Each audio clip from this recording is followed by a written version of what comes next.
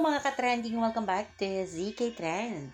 Dawn Bell nasa Baguio na. At dahil may ganap ang Dawn Bell bukas sa Panagbenga Festival, maraming sobrang excited na para sa pagbabalik muli ng Dawn Bell sa Baguio.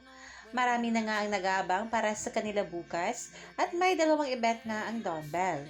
May meet and greet ang Dawn Bell kasama ang Smart bukas ng 3pm sa Smart Store SM City Baguio at sa 4pm naman sa Melvin Jones Grandstand Baguio City.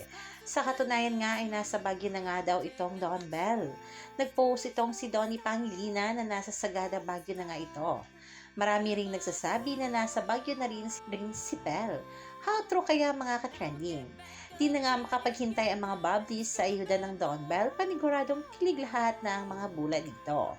At sa ngayon nga mga ka-trending, sabay-sabay nating panoorin ang pagtatapos ng How to Spot a Red Flag sa Primetime Bida.